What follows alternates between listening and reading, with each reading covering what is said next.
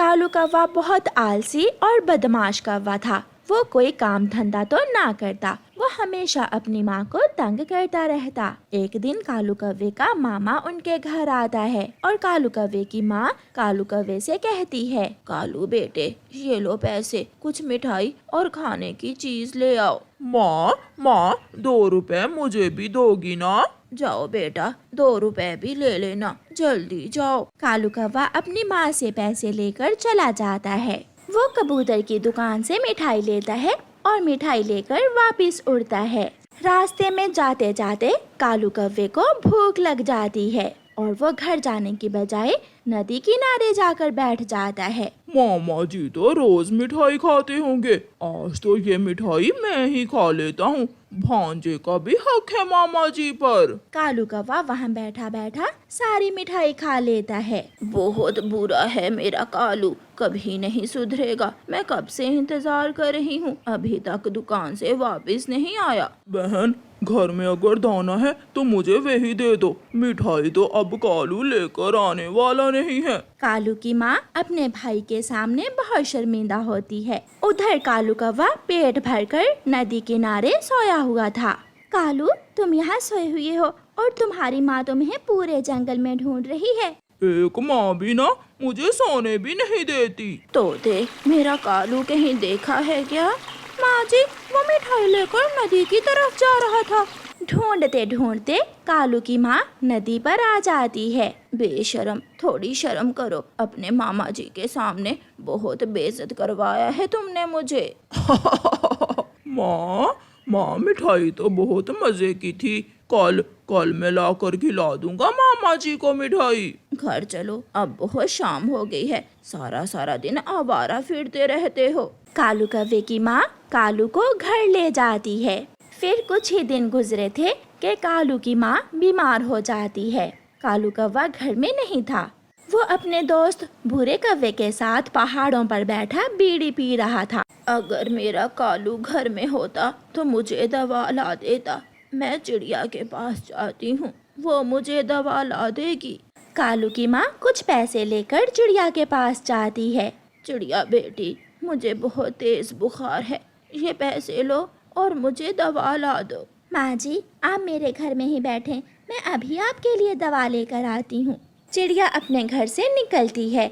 चिड़िया पहाड़ों के पास से जा रही थी कि भूरा कौवा और कालू कौवा चिड़िया को देख लेते हैं। बूढ़े यार, चिड़िया के पास जरूर पैसे होंगे, क्यों ना चिड़िया से पैसे छीन ले और फिर उन पैसों से बीड़ी पिएंगे।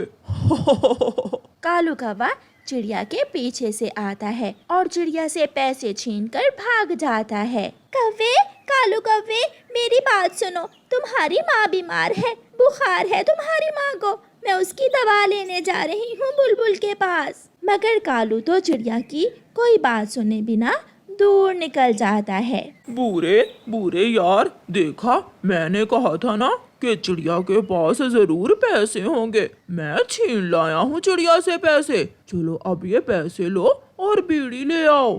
तुम यहाँ बैठकर मेरा इंतजार करो, मैं अभी थोड़ी देर बाद आता हूँ। बुरा कौवा कालू कौवे से पैसे लेकर बीड़ी लेने चला जाता है। चिड़िया बेचारी भागी भागी कबूतर की दुकान पर जाती है। कबूतर, कालू बहुत बुरा है, मैं उसकी माँ की दवा लेने जा रही थी कि वो मुझसे पैसे छीन कर भाग गया। मुझे कुछ पैसे दे दो ताकि मैं कालू की माँ की दवा लेकर जा सकूं। ऐसी नालायक संतान से तो अच्छा है ऊपर वाला ऐसी संतान ही ना दे। फिर कबूतर चिड़िया को पैसे दे देता है और चिड़िया वो पैसे लेकर बुलबुल के पास जाती है।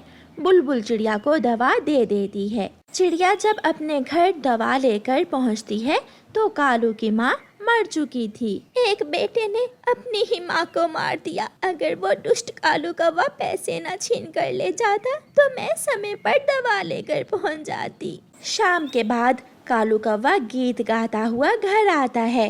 मैं कालू कौवा हूँ, मैं आवारा कौवा हूँ, चोरी करना मेरा काम, कालू कौवा मेरा नाम, ला ला ला ला ला ला ला ला ला ला ला। बेशरम, आगे हो, तुम्हारी माँ मर गई है, जो पैसे तुम मुझसे छीन कर ले गए थे वो तुम्हारी माँ ने मुझे दिए थे अपनी दवा लाने के लिए। मगर तुम्हें क्या, तुम्हें तो माँ नहीं बल्कि बीड़ी चाहिए, बीड़ी। कालू कौवा रोने लग जाता है। माँ माँ, ये मुझसे क्या हो गया? मैंने अपने ही हाथों से तुम्हारी जान ले ली। माँ, तुम क्यों मर गई? मैं खुद को कभी माफ नहीं कर पाऊंगा। अब जितना भी रो लो तुम्हारी माँ कभी लौट कर नहीं आएगी। कालू कौवा अपने किए पर बहुत पछताता है, मगर गया समय लौट कर कब आता है। बरसात का मौसम चल रहा था। चिड़िया के आंगन में लगा जामुन का पेड़ बहुत ही सुंदर लग रहा था, क्योंकि उस पेड़ पर लगे हुए सारे जामुन पक चुके थे। मम्मा, अगर ऐसे ही बारिश लगी रही तो हमारे जामुन के पेड़ से सारे जामुन गिर जाएंगे। नहीं बेटी, तुम चिंता ना करो, मैं ये पके हुए सारे जामुन तोड़कर पक्षियों को बेच आऊंगी। फिर चिड़िया अपने पेड़ से जामुन तोड़ती है और अपना छाता और जामुन की टोकरी लेकर थोड़ी दूर पक्षियों के घरों के पास जाकर जामुन बेचने लगती है। जामुन लो, पके पके काले काले मीठे मीठे जामुन लो। तोता तोती और बुलबुल सभी जामुन खाते हैं और चिड़िया की खूब कमाई होती है। कालू जी, देखो तो चिड़िया जामुन बेच रही है। मेरा भी जामुन खाने को बहुत दिल कर रहा है। मेरे पास पैसे नहीं है, मैं अपने मामा जी के पेड़ से तुम्हें जामुन ला दूंगा। ठीक है, अगर पैसे नहीं है तो मैं चिड़िया से कोई ना कोई झूठ बोलकर जामुन तो खा ही लूंगी।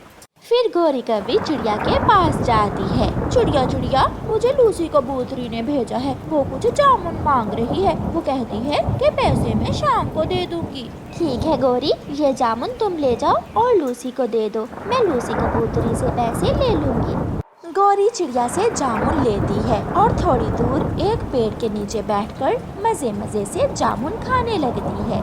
आज चिड़िया के सारे जामुन बिक गए थे। अपना छाता और खाली टोकरी लेकर चिड़िया अपने घर की तरफ उड़ती है। लूसी कबूतरी भी अपने घर की खिड़की में बैठी हुई थी। उसे देखकर चिड़िया वहाँ चली जाती है। लूसी, क्या जामुन मीठे थे? जामुन? कौन से जामुन? जो तुमने गोरी कभी से मंगवाए थे? नहीं, मैंने तो गोरी से जामुन लाने को नहीं कहा, वो तो सुबह से मुझे मिली ही नहीं। इसका मतलब उस गोरी की बच्ची ने मुझसे झूठ बोलकर जामुन लेकर खा लिए। उसे तो मैं जरूर सजा दूंगी, जब देखो मुझे पागल बनाने के चक्कर में रहती है। फिर चिड़िया अपने घर चली जाती है। मम्मा, आज मेरा दाल चावल खाने को दिल कर रहा है। घर में दाल भी है और चावल भी। मैं अभी अपनी बेटी को दाल चावल बना कर देती हूँ। फिर मम्मा चिड़िया दाल चावल बनाने लगती है। बारिश थी कि रुकने का नाम ही नहीं ले रही थी, मगर गर्मियों की बारिश सभी को बहुत अच्छी लग रही थी। कालू, मैंने चिड़िया से लूसी का नाम लेकर जी भरकर जामुन खाए। गोरी क्या था, अगर 2-4 मेरे लिए भी ले आती। कल ले आऊंगी, हमारे घर कौन सा दाना है, कल भी तो किसी तरह पेट भरना है ना। फिर दूसरे दिन चिड़िया अपने जामुन के पेड़ से फिर से जामुन तोड़ती है, मगर आज चिड़िया जामुन के साथ वाले नीम के पेड़ से कुछ कड़वे नीम के फल भी तोड़ लेती है। मम्मा, ये नीम के फल क्यों? ये तो बहुत कड़वे होते हैं। गुड़िया बेटी, ये मैं आपको घर जाकर बताती हूँ। फिर चिड़िया नीम के हरे रंग के फल घर ले जाती है और उन पर चूल्हे से कुछ कोयले लेकर काला रंग लगा देती है। मम्मा, बताइए भी, मैं बहुत हैरान हो रही हूँ। मेरे साथ चलो गुड़िया बेटी, आज बहुत मजा आने वाला है। फिर मम्मा चिड़िया अपनी बेटी गुड़िया को साथ लेती है और अपनी टोकरी लेकर उसी जगह पर चली जाती है। छाता चिड़िया और उसकी बेटी को बारिश से बचा रहा था। जामुन, मीठे मीठे जामुन लो, काले काले जामुन लो।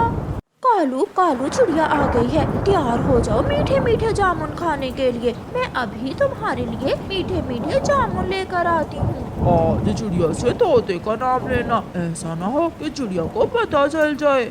गौरी कभी अपने घर से निकलती है और चिड़िया के पास जाती है। चिड़िया, मैं आ रही थी कि तोता अपने घर के बाहर बैठा हुआ था।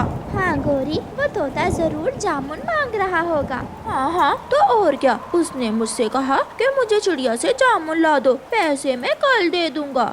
ठीक है गौरी, तुम ये पके हुए काले काले जामुन ले जाओ। गौरी कव्वी खुशी खुशी चिड़िया से नीम के फल जामुन समझकर ले जाती है और थोड़ी दूर जाकर छुपकर जामुन खाने लगती है। गौरी कव्वी ने अभी एक ही फल खाया था कि कड़वी नीम के फल ने गौरी का मुंह कड़वा कर दिया। मर गई, मर गई, ये कैसे जामुन है? मेरा तो सारा मुंह ही कड़वा हो गया। गौरी कव्वी कभी इधर जाती तो कभी उधर, मगर नीम का फल तो सच में बहुत कड़वा था। गौरी इधर उधर उड़ती फिर रही थी, जिसे देखकर गुड़िया तो हंसे ही जा रही थी।